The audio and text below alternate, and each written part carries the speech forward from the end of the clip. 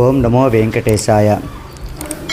అప్పన్నపల్లి బాలబాలాజీ స్వామివారి యొక్క దివ్య సన్నిధానంలో స్వామివారి ఆలయ చరిత్రను మనం చెప్పుకోవడం జరుగుతుంది. పురాణ కాలంలో అర్పణఫలి అనేటువంటి క్షేత్రంగా విరాజిల్లుతూ ఉండేదండి. ఈ అర్పణఫలి అంటే ఈ ప్రదేశంలో ఉన్నటువంటి నాగులను అన్నిటినీ కూడా వైనతేయుడు అనగా గరుత్మంతుడు సంహరిస్తూ ఉండగా, స్వామి నువ్వు ఇలా చేయడం మూలంగా నాగజాతి అంతరించుకుపోతుంది, వాటిని వదిలివేసే అని అప్పట్లో ఈ ప్రదేశాన్ని పరిపాలించే ఒక మహారాజు, స్వామి నువ్వు వాటిని వదిలివేసే, వాటికి బదులుగా నా దేహాన్ని నీకు అర్పణ చేస్తానని తన దేహార్పణ గావించారటండి. ఇంత చేసావు కదా, నీకేం వరం కావాలో కోరుకో అంటే, నా దేహాన్నే నీకు అర్పణ చేసిన వాడిని, నాకంటూ కోరికలే ఉంటాయి, కానీ నువ్వు వరవిస్తాను అంటున్నావు కాబట్టి ఇప్పటి వరకు నీ చేతిలో అనేక నాగులు సంహరించబడ్డాయి, వాటిని తిరిగి బ్రతికించమని కోరారటండి. అప్పుడు చనిపోయినటువంటి నాగులు ఏ విధంగా బ్రతుకుతాయా అని ఆలోచించి దక్షిణ దిశగా అంతర్వేది వైపుగా వెళ్తున్నటువంటి గోదావరి నదిని ఇటు వెనక్కి ఉత్తరవాహినిగా ప్రవహింపచేసి ఇక్కడ ఉన్నటువంటి నాగులను, మరణించిన నాగులను బ్రతికించారటండి వైనతేయుడు. అందుచేత దీన్ని వైనతేయ నది అని అంటూ ఉంటారు. అదేవిధంగా ఆదివారం నాడు ఇక్కడ స్నానం చేసినట్లయితే వారు కోరికలు నెరవేరుతాయి అని చెప్పడం జరుగుతుంది. తన దేహాన్ని అర్పణ చేసి దాని ఫలితంగా వైనతేయ గోదావరిని ఇక్కడ ప్రవహింపచేసే కారణం చేత అర్పణఫలి అనేటువంటి క్షేత్రంగా ఉండేది. అది కాలక్రమంలో అప్పనపల్లిగా మారింది అని చెప్తూ ఉంటారు. ఇది పురాణ కాలంలో ఉన్నటువంటి గాథ. ఇక ఇప్పుడు ఉన్నటువంటి ఈ ఆలయ చరిత్ర కనుక చూసుకున్నట్లయితే, ముల్లేటి రామస్వామి గారు, ఆదిలక్ష్మి దంపతులు వారి పూర్వీకుల నుండి కూడా ఇక్కడ పాత ఆలయంలో ఉన్నటువంటి ప్రదేశంలోనే కొబ్బరికాయల వ్యాపారం చేసుకుంటూ ఉండేవారు. అక్కడ వారికి వచ్చిన లాభంలో స్వామివారికి వాటా పెట్టుకున్నారు. నాకు లాభాలు వచ్చినట్లయితే నీకు కూడా వాటా ఇస్తాను అని చెప్పి అనుకుని, ఆ తర్వాత లాభాలు రావడం, ఆయన అనుకున్న మాట ప్రకారం వచ్చిన లాభంలో 4వ వంతు స్వామివారిది అని చెప్పి పక్కన పెట్టి, ప్రతి సంవత్సరము ఈ పక్కన పెట్టిన లాభాన్ని తిరుపతి తీసుకువెళ్ళి అక్కడ స్వామివారి పాదాల చెంత ఉంచి స్వామివారి హుండీలో వేస్తూ ఉండేవారు ప్రతి సంవత్సరము కూడా. అలా ఒక సంవత్సరం ఆయన అక్కడికి వెళ్ళినప్పుడు ఆ ముడుపును లోపల వేయడానికి అక్కడ ఉన్నటువంటి వారు అంగీకరించలేదట. ఎంత బ్రతిమాలా వినిపించుకోకుండా, అది తీసుకోకుండా నిరాకరించారట. ఇదేంటి ఎప్పుడు లేనిది ఇలా జరిగింది ఏమిటా అని చెప్పి ఆయన కళ్ళనీళ్ళు పెట్టి బాధపడుతూ సొమ్మసిల్లి పడిపోయిన తర్వాత స్వామివారు ఒక చిన్న బాలుడి కింద కనపడి, నువ్వు ఇక్కడ దాకా రావాల్సిన అవసరం లేదు, నేనే నీ దగ్గరకు వస్తాను అని కనపడి చెప్పారటండి. మొదటగా బాలుడిగా దర్శనమిచ్చిన కారణం చేత ఆయన బాలబాలాజీగా అప్పుడే నామకరణం చేసుకున్నారు. ఆ తర్వాత అక్కడ ముడుపు వేసి ఆయన వ్యాపారం చేసుకుంటూ ఉండగా కొంతకాలానికి వారు ఇప్పుడు కొబ్బరికాయ రాశిలో, స్వామి ఉన్నటువంటి ప్రదేశంలోనే కొబ్బరికాయ రాశిలో వారికి 3 విగ్రహాలు, శ్రీదేవి భూదేవి సమేత బాలబాలాజీ స్వామివారి యొక్క పంచలోహ విగ్రహాలు లభించాయటండి. ఓహో, నాకు ఆ రోజు స్వామి చెప్పింది ఇదే అన్నమాట అనుకుని అక్కడే ఒక చిన్న మండపాన్ని ఏర్పాటు చేసుకుని స్వామి సేవలో ఉంటూ ఉండేవారు. ఇది ఈ నోట ఆ నోట నలుగురికి తెలియడం, అందరూ రావటము, అక్కడ కోరికలు నెరవేరుతూ ఉండడంతో భక్తులు వేసిన కానుకలు, దక్షిణలు అవన్నీ కూడా ఒక మహారాశిగా ఏర్పడిందిటండి.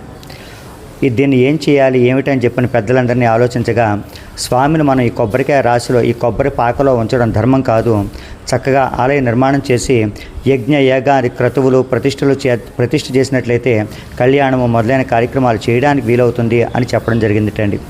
వారు ఎప్పుడైతే ఆ మాట చెప్పారో, భక్తులు సమర్పించిన ప్రతి రూపాయిని కూడా ఆయన ఎటువంటి స్వార్థము లేకుండా పూర్తిగా ఆలయ నిర్మాణానికి చేపట్టడం జరిగింది. దాదాపు ఆలయం అంతా పూర్తవుతుంది అనుకున్న సమయంలో ధ్వజస్తంభం కోసం మన పోలవరం దాటిన అడవుల్లో ఎక్కడో ఒక చోట ఒక చెట్టు చూసొచ్చారు, ధ్వజస్తంభం కర్ర కోసమని చూసొచ్చారు. కానీ బేరం కుదరకి తిరిగి వచ్చేశారు. అయ్యో, అది కూడా వచ్చింటే బాగుండేది కదా అని చెప్పి బాధపడుతూ ఉంటే, ఒకరోజు తెల్లవారుజామున స్వామివారు కనపడి, నువ్వు ఏదైతే చూసావో అదే నీ దగ్గరకు వస్తుంది, నువ్వు కంగారు పడద్దు అని చెప్పారటండి. ఆ తర్వాత కొన్ని రోజులకు వీళ్ళు ఏ చెట్టు అయితే చూసారో అదే చెట్టు వరదలో కొట్టుకొచ్చి మనకి ఇక్కడ గోదావరి రేవులో ఆగిందిటండి.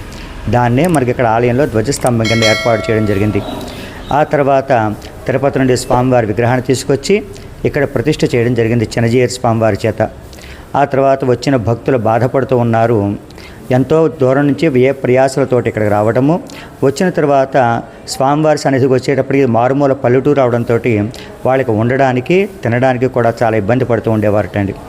వచ్చిన భక్తుడు బాధపడుతున్నాడు అనేటువంటి ఉద్దేశ్యంతో భక్తుడే భగవంతుడిగా తలచి స్వామివారి మీద భారం వేసి 1977లో సంఖ్యతో నిమిత్తం లేకుండా ఎంతమంది వచ్చినా 100 మంది 1000 మంది 10,000 మంది వచ్చినా సరే అందరికీ భోజనం పెట్టగలగాలి స్వామి అని చెప్పి ఆ రోజు నమస్కారం చేసుకుని కట్టెల పొయ్యిల మీద భోజనాన్ని పెడుతూ ఉండేవారు. ఉదయం 9 గంటల నుంచి రాత్రి 11 గంటల వరకు.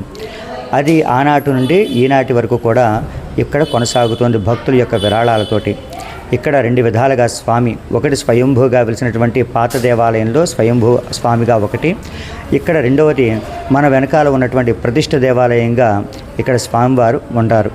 ఇక్కడ ఏదైనా ఒకసారి కోరుకుంటే మళ్ళీ రెండోసారి ఇంకొక చోటకు వెళ్ళి కోరుకోవాల్సిన అవసరం లేదు. అంటే ఇక్కడ ఎవరైతే ఏ కోరిక కోరుకున్నారో కోరుకున్న రోజునే ఆ కోరిక నెరవేరుతుంది అని చెప్పుకోవడం జరుగుతుంది.